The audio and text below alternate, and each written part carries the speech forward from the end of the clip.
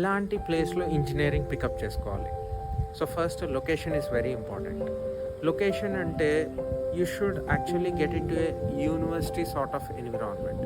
University అంటే చాలా courses ఉంటాయి, మల్టీ కల్చరల్ పీపుల్ వస్తారు, డిఫరెంట్ మైండ్ సెట్ ఉన్న వాళ్ళు ఉంటారు, professors, south Indian, north Indian professors, అప్పుడప్పుడు విజిటింగ్ ఫ్యాకల్టీ, వీళ్ళందరూ వస్తారు. వచ్చి వాళ్ళ ముందు మీరు ఎక్స్పోజ్ అయినప్పుడు ఆ వచ్చే ఎక్స్పీరియన్సే చాలా డిఫరెంట్గా ఉంటుంది.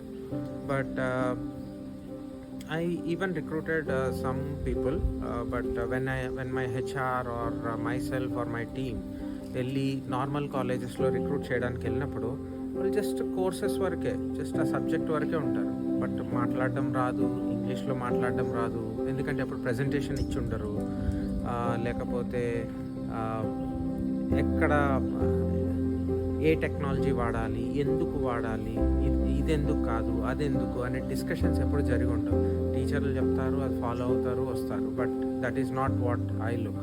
20 years నేను ఇప్పుడు ఆల్మోస్ట్ లైక్ 13 to 14 కంపెనీస్లో వర్క్ చేశాను.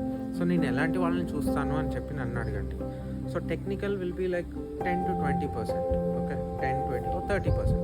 మిగతాదంతా వాళ్ళ ఆలోచన విధానం ఎంత పద్ధతిగా ఉంది, ఎలా ప్రజెంట్ చేస్తున్నారు, ఎంత బాగా చెప్పగలుగుతున్నారు, ఒక 10 సిచ్యువేషన్లో ఒక తెలియని దానికి నేను క్వశ్చన్ అడిగినప్పుడు టెన్షన్ పడకుండా ప్రశాంతంగా ఆన్సర్ చేయగలుగుతున్నారా, హ్యాండిల్ చేయగలుగుతున్నారా, అలాంటి వాళ్ళని నేను పిక్ చేసుకుంటాను.